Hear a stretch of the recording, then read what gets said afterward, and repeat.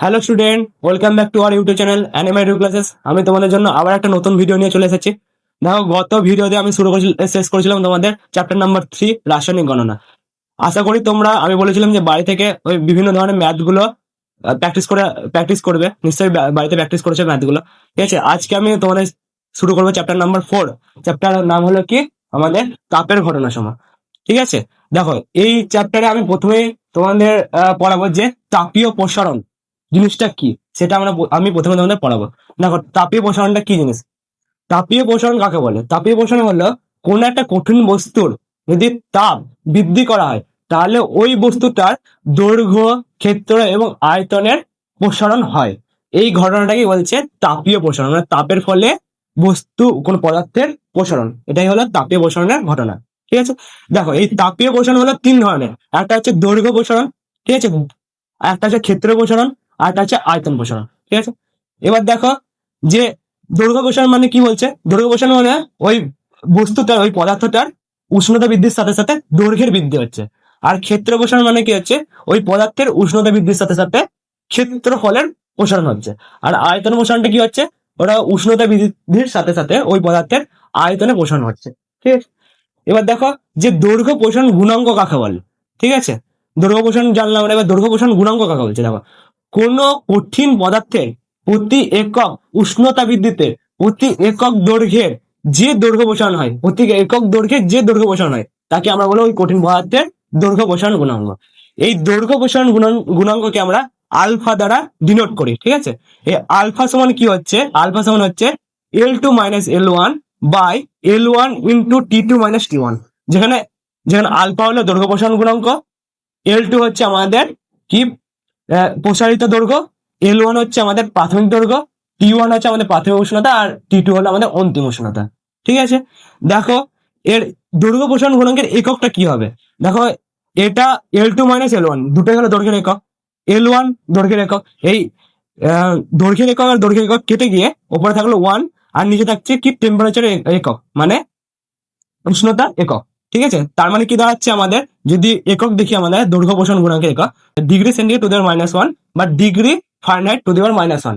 ঠিক আছে, বা কেলভিন টু দি পাওয়ার -1। এটা হলো আমাদের একক দৈর্ঘ্য প্রসারণ গুণাঙ্কে। এবার দেখো পরেরটা কি হচ্ছে, ক্ষেত্র প্রসারণ গুণাঙ্ক কাকে বলছে আমাদের। ক্ষেত্র প্রসারণ গুণাঙ্ক হচ্ছে একই জিনিস, কোন কঠিন পদার্থের প্রতি একক উষ্ণতা বৃদ্ধিতে প্রতি একক ক্ষেত্রফলে যে ক্ষেত্র প্রসারণ হয়, তাকে আমরা বলবো ওই কঠিন পদার্থের ক্ষেত্র প্রসারণ গুণাঙ্ক। এই ক্ষেত্র প্রসারণ গুণাঙ্ককে আমরা বিটা দ্বারা ডিনোট করি। ঠিক আছে, বিটা সমান হচ্ছে আমাদের S2 minus S1 by S1 into T2 minus T1। ঠিক আছে, যেখানে S2 হচ্ছে আমাদের কি, S2 হচ্ছে আমাদের প্রসারিত ক্ষেত্রফল, S1 কি হচ্ছে আমাদের প্রাথমিক ক্ষেত্রফল হচ্ছে, আর এদিকে কি হচ্ছে T2 হলো আমাদের কি, প্রাথমিক T2 হচ্ছে আমাদের অন্তিম উষ্ণতা, আর T1 হলো আমাদের প্রাথমিক উষ্ণতা। ঠিক আছে, মানে উষ্ণতা বৃদ্ধির আগে যে উষ্ণতা ছিল সেটা হচ্ছে আমাদের T1, আর T2 হচ্ছে আমাদের উষ্ণতা বৃদ্ধির পরে যেটা হচ্ছে সেটা আমাদের T2। ঠিক আছে, তাহলে এটারও একক সেম, একই, যা দৈর্ঘ্য প্রসারণ গুণাঙ্কের একক যা ক্ষেত্র প্রসারণ গুণাঙ্কেরও একক তাই। ঠিক আছে, তারপর দেখো আমাদের পরবর্তী হচ্ছে আয়তন প্রসারণ গুণাঙ্ক। এর আয়তন প্রসারণ গুণাঙ্ক কাকে বলে। আয়তন প্রসারণ গুণাঙ্ক হচ্ছে কোন কঠিন পদার্থের প্রতি একক উষ্ণতা বৃদ্ধিতে প্রতি একক আয়তনে যে আয়তন প্রসারিত হয়, ঠিক আছে, তাকে আমরা ওই কঠিন পদার্থের আয়তন প্রসারণ গুণাঙ্ক বলি। ঠিক আছে, এই আয়তন প্রসারণ গুণাঙ্ককে আমরা গামা দ্বারা ডিনোট করি। এই গামা ইকুয়াল টু কি হচ্ছে, V2 minus V1 by V1 into T2 minus T1। একই ব্যাপার, যে V2 মানে কি, V2 মানে হলো প্রসারিত আয়তন, V1 মানে কি হচ্ছে প্রাথমিক আয়তন হলো, আর এটা টেম্পারেচার আমি আগে বলে দিচ্ছি। আর এর একক সেম একই, ক্ষেত্র প্রসারণ গুণাঙ্ক, দৈর্ঘ্য প্রসারণ গুণাঙ্ক আর আয়তন প্রসারণ গুণাঙ্কের একক হলো সেই একই সেম। তারপর দেখো, এবার আমরা পড়বো কি তরলের প্রসারণ। তাহলে আমাদের আগে জানতে হবে তরলের প্রসারণটা কি। দেখো, তরলের প্রসারণ হচ্ছে দুই প্রকার, একটা হচ্ছে প্রকৃত প্রসারণ আর একটা হচ্ছে আপাত প্রসারণ। ঠিক আছে, এই তরলের প্রসারণ জিনিসটা কি হচ্ছে, তরলের নিজস্ব কোনো আকার নেই। ঠিক আছে, তার জন্য একে কোনো পাত্রতে রেখে উত্তপ্ত করতে হয়। তাহলে কোনো পাত্রতে রেখে যদি তরলকে উত্তপ্ত করা হয়, তাহলে পাত্র এবং তরলে দুজনেরই আয়তন বৃদ্ধি পাবে। ঠিক আছে, এবার যদি আমি যে পাত্র এবং তরল দুজনের আয়তন প্রসারণকে কাজে লাগিয়ে যদি আমি প্রসারণ বিবেচনা করি, তাহলে আমরা যে প্রসারণ পাবো সেটা হলো প্রকৃত প্রসারণ। আর আমরা যদি পাত্রের প্রসারণকে বাদ দিয়ে শুধুমাত্র তরলের প্রসারণে বিবেচনা করি, তাহলে আমরা পাবো আপাত প্রসারণ। ঠিক আছে, এবার দেখো যে তরলের প্রকৃত প্রসারণ গুণাঙ্ক কাকে বলে।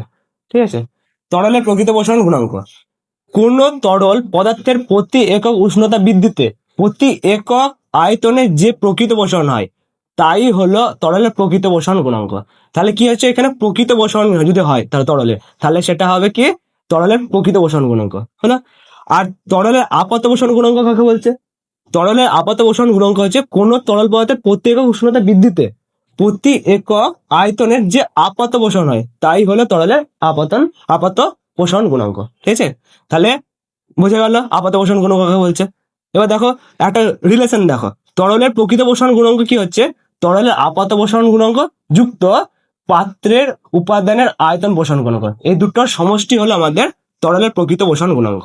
ঠিক আছে, এবার দেখো গ্যাসের, আমরা তরল শেষ করলাম, এবার আমরা গ্যাসে চলে আসছি। এবার গ্যাসের আয়তন প্রসারণ গুণাঙ্ক কাকে বলছে দেখো, গ্যাসের আয়তন প্রসারণ গুণাঙ্ক কাকে বলছে, চাপ স্থির রেখে নির্দিষ্ট ভরের কোন গ্যাসের উষ্ণতা 0 ডিগ্রি থেকে 1 ডিগ্রি সেন্টিগ্রেড বৃদ্ধি করলে গ্যাসের প্রতি একক আয়তনে যে আয়তন প্রসারণ হয় তাকে ওই গ্যাসের আয়তন প্রসারণ গুণাঙ্ক বলা হয়। ঠিক আছে, তাহলে এর ইকুয়েশনটা কি হয় দাঁড়ায়, মানে এর সম্পর্কটা একে গ্যাসের আয়তন প্রসারণ গুণাঙ্কে সে গামা পি দ্বারা প্রকাশ করা হয়। ঠিক আছে, এই গামা পি ইকুয়াল টু কি হয়, ভিটি মাইনাস ভি0 বাই ভি0 ইন্টু টি, যেখানে ভিটি হচ্ছে তোমার প্রসারিত আয়তন, ঠিক আছে, আর ভি0 হচ্ছে আমাদের প্রাথমিক আয়তন গ্যাসের, আর টি হলো আমাদের টেম্পারেচার, মানে যেটা আমরা 0 ডিগ্রি সেন্টিগ্রেড থেকে উষ্ণতা বৃদ্ধি করছি T ডিগ্রি সেন্টিগ্রেড। ঠিক আছে, এদের সবারই একক সেম, যেমন ছিল তোমাদের ছিল দৈর্ঘ্যের ক্ষেত্র আর আয়তন প্রসারণ গুণাঙ্কের যা একক ছিল, এদেরও একক সেই একই, টেম্পারেচারের অনন্য। ঠিক আছে, তারপর দেখো তাপের পরিবহন কাকে বলছে। দেখো তাপের পরিবহন জিনিসটা কি, কোন পদার্থের উষ্ণতর স্থান থেকে শীতলতর স্থানে অণুগুলির কম্পনের দ্বারা তাপ সঞ্চালিত হয়। ঠিক আছে, কিন্তু পদার্থের অণুগুলির স্থানচ্যুত হয় না, এই ঘটনাটাই হলো আমাদের তাপের পরিবহন। ঠিক আছে, এবার দেখো তাপের পরিবাহিতা কাকে বলে, তাপ পরিবহনের ক্ষমতাকে তাপের পরিবাহিতা বলে। ঠিক আছে, তাপ পরিবহনের ক্ষমতাটাই হলো তাপের পরিবাহিতা। দেখো সমস্ত ধাতুই হলো তাপের পরিবাহী। ঠিক আছে, এই ধাতুদের মধ্যে রূপোর পরিবাহিতা সব থেকে বেশি।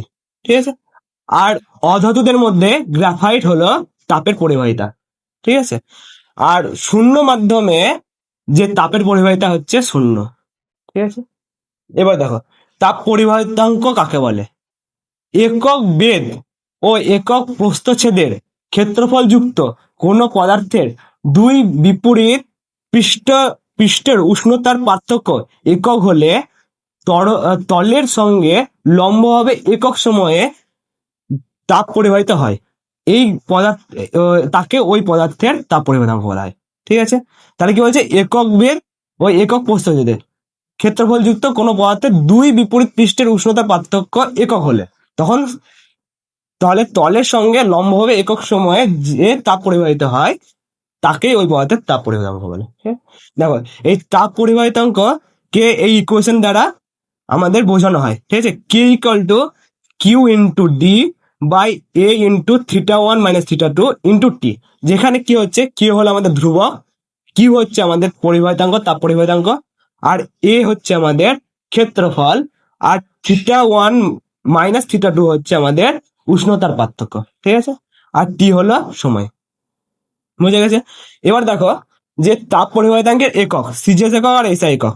সিজিএস এককটা কি বলছে, সিজিএস একক হচ্ছে calorie into cm to the power -1 into degree centigrade to the power -1 into second to the power -1, এটা হলো আমাদের সিজিএস একক তাপ পরিবাহিতাঙ্কের। আর আমাদের এসআই এককটা কি হচ্ছে তাপ পরিবাহিতাঙ্কের, watt into metre to the power -1 K to the power -1, এটা হচ্ছে আমাদের এসআই পদ্ধতিতে তাপ পরিবাহিতাঙ্কের একক। এরপর দেখো তাপীয় রোধ।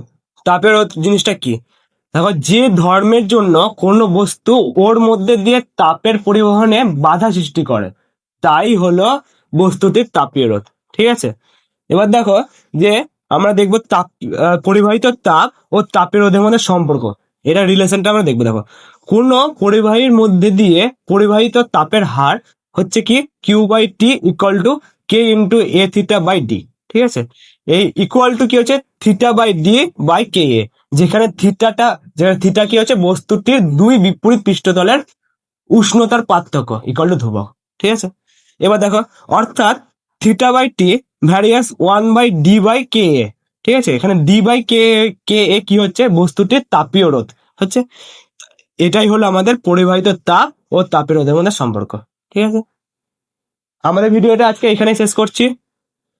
তো আশা করি তোমরা আমি যতদূর পড়ালাম সবকিছু বুঝতে পেরেছো। আর তোমাদের যদি কোনো রকম ডাউট থেকে থাকে তাহলে কমেন্ট সেকশনে অবশ্যই জানাবে। আর আমার এই ভিডিওটা যদি তোমাদের ভালো লেগে থাকে তাহলে একটা লাইক করে দেবে আর বন্ধুদের সাথে শেয়ার করে নেবে। আর আমাদের চ্যানেলটাকে সাবস্ক্রাইব করে নেবে। দেখা হচ্ছে পরবর্তী ভিডিওতে, একটা নতুন চ্যাপ্টার শুরু করবো আমি পরবর্তী ভিডিওতে।